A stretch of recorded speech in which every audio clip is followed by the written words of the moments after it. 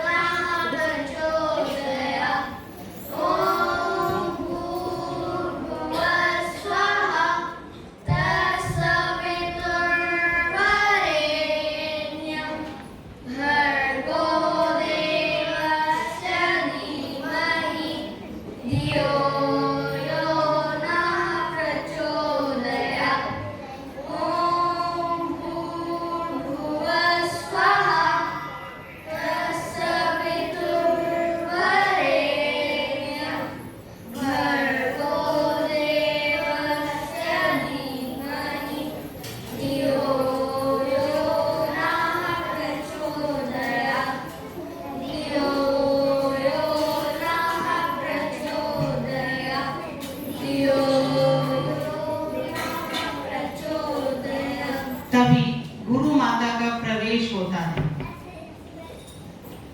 पुत्र सुदामा, यहाँ आओ। प्रणाम गुरु माता। आयुष्मान भवा पुत्र। पुत्र, आश्रम की सभी सूखी लकड़ियाँ समाप्त हो गई हैं।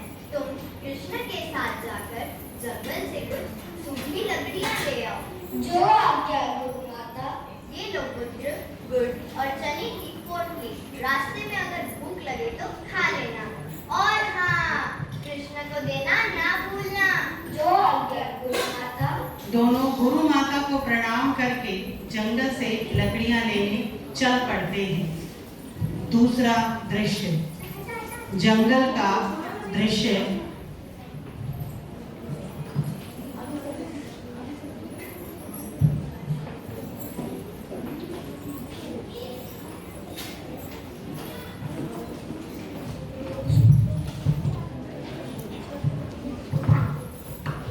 जंगल में पहुंचकर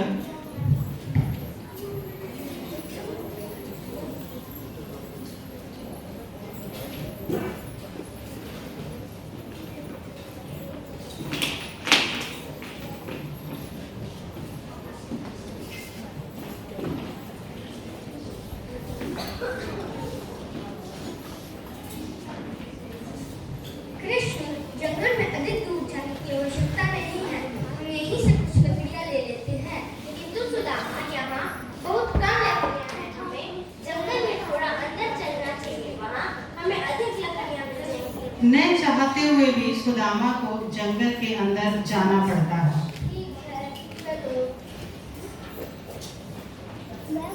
जंगल में लकड़ियां ढूंढते ढूंढते उन्हें संध्या हो गई और अचानक मौसम में भी परिवर्तन होने लगा। आसमान में बिजली चमकने लगी और मूसलाधार वर्षा होने लगी।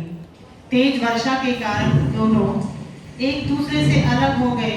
दोनों ने वर्षा से बचने के लिए अलग अलग स्थानों पर आश्रय लिया। काफी समय बीतने पर सुदामा को भूख लगने लगी।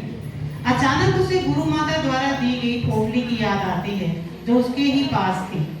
उसे गुरु माता का दिया आदेश भी याद आ जाता है। क्या करूं? भूख के मारे तो पेट में चूहे दौड़ने लगे और कृष्ण का भी कोई पता नहीं जाने कहाँ है। ऐसा करता हूँ, जब वह आता है मैं थोड़े से गुड़ और चने खा लेता हूँ। वह थोड़े से चने और गुड़ खा लेता है, किंतु उसकी भूख शांत नहीं होती है। अब क्या करूं? मेरी भूख शांति नहीं हुई और कृष्ण इसी असमंजस में वह जोर जोर से कृष्ण का नाम पुकारने लगता है। कृष्ण कृष्ण, क्या तुम्हें मेरी आवाज सुनाई दे रही है? हाँ सुदामा, मुझे तुम्हारी आवाज सुनाई दे रही है। कृष्ण, क्या तुम ठीक हो? हाँ सुदामा, मैं ठीक हूँ। और तुम सुदामा? मैं भी ठीक हूँ। सुदामा, अंधेरा अधिक है। सुबह होते ही मैं तुम्हें ढूंढ लूंगा और फिर हम दोनों एक साथ लकड़ियां लेकर आश्रम चलेंगे। ठीक है कृष्ण। कृष्ण, क्या तुम्हें भूख लग रही है? कृष्ण सुदामा के हृदय की बात समझ जाते हैं और वे बहाना लगाते हैं। नहीं सुदामा, मुझे भूख नहीं है। अगर तुम्हें भूख लगी हो तो तुम खा सकते हो। इस प्रकार सुदामा सारे चने और गुड़ खा लेते हैं।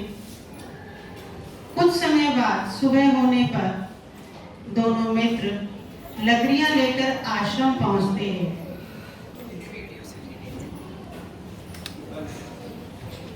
प्रणाम गुरुदेव, प्रणाम गुरुमाता, आज्ञा दे। तुम्हारी कीर्ति चारों दिशाओं में फैले। सदा सुखी रहो पुत्रों, आयुष्मान भवा पुत्रों। दृश्य चौथा। कृष्ण द्वारिकाधीश बनकर आनंद से जीवन यापन कर रहे हैं तो दूसरी तरफ सुदामा भगवान का भजन करते हुए गरीबी में जीवन यापन कर रहे हैं। उनके लिए अपनी पत्नी और बच्चों के लिए 2 वक्त का भोजन जुटा पाना भी कठिन हो रहा था।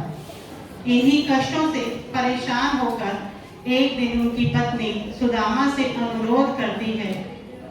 देहि सौभाग्यम आरोग्यम देहि मे परमं सुखम रूपम देहि जयं देहि यशो देहि दिशो जहि देहि सौभाग्यम आरोग्यम देहि मे परमं सुखम रूपम देहि जयं देहि यशो देहि दिशो जहि देहि सौभाग्यम आरोग्यम देहि मे परमं सुखम रूपम देहि जयं जयं देहि यशो देहि दिशो जहि।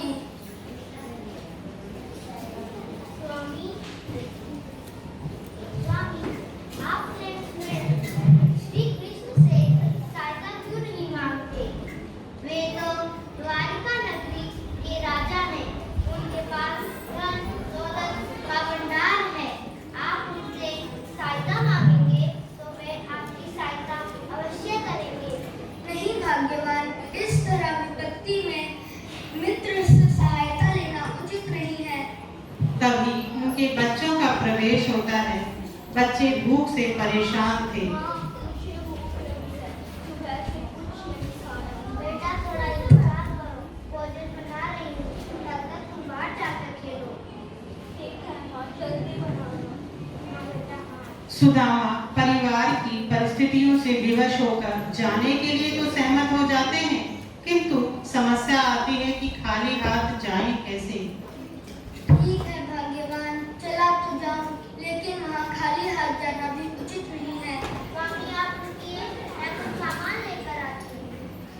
कुछ समय पश्चात सुदामा की पत्नी एक पोटली में थोड़े से चने बांधकर लाती है और सुदामा को देती है। स्वामी लीजिए, इसे त्योहार पर रखते हैं।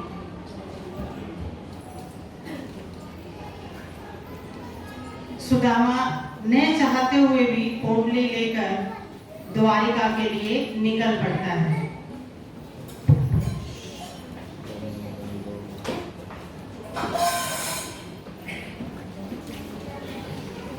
दृश्य 5। द्वारिका नगरी। द्वारिका नगरी के विशाल और भव्य महलों को देखकर सुदामा आश्चर्यचकित हो जाते हैं। फिर थोड़ा झिझकते हुए द्वारपाल से कृष्ण के महल का पता पूछते हैं।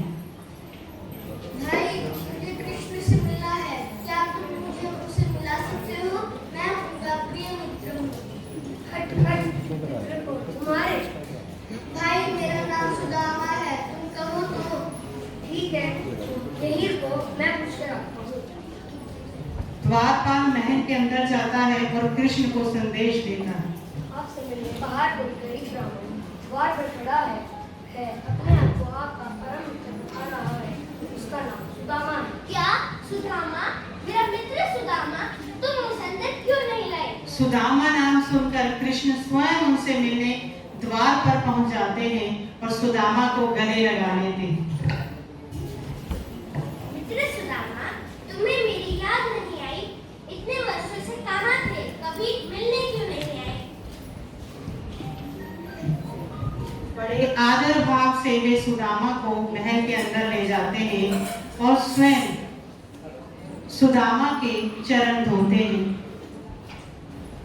द्वारपाल, राम स्वामी, मेरे मित्र सुदामा के चरण धोने की व्यवस्था की जाए। जो आज्ञा स्वामी।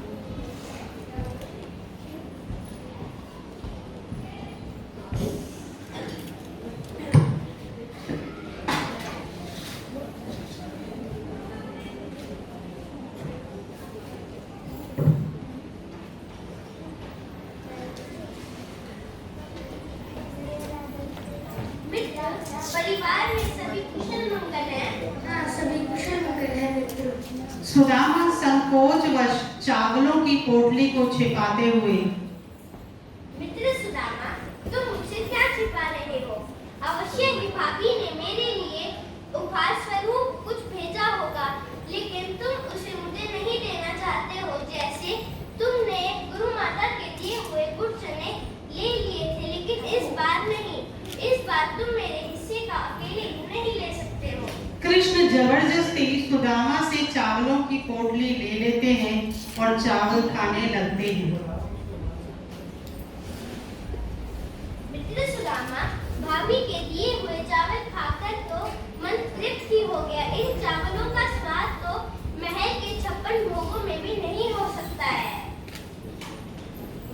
भोजन के पश्चात दोनों मित्र बातें करते हैं, लेकिन सुदामा अपने स्वाभिमान और संकोची स्वभाव के कारण अपने परिवार की दशा के बारे में कुछ नहीं कहते हैं।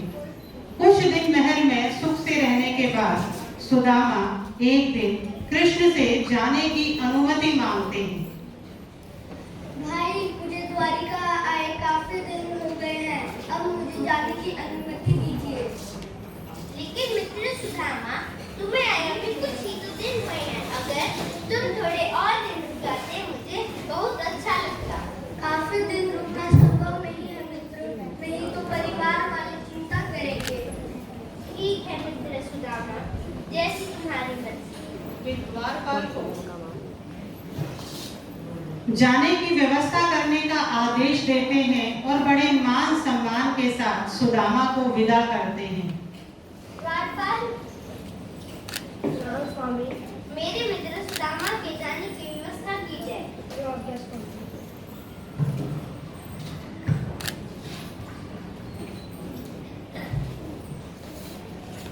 दृश्य छठा, सुदामा के घर का मार्ग। सुदामा अपने घर के रास्ते में लेकिन चिंता मग्न। वह अपनी पत्नी को क्या जवाब देगा, इसी चिंता में डूबा हुआ था। कुछ ही समय में वह अपने घर के द्वार पर ही पहुंच गया, लेकिन आश्चर्यचकित था कि कहीं वापस द्वारिका तो नहीं पहुंच गए।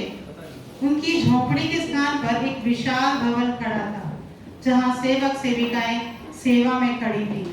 वे गांव के लोगों से पूछते हैं, उनकी झोपड़ी कहाँ है, उनका परिवार कहाँ है।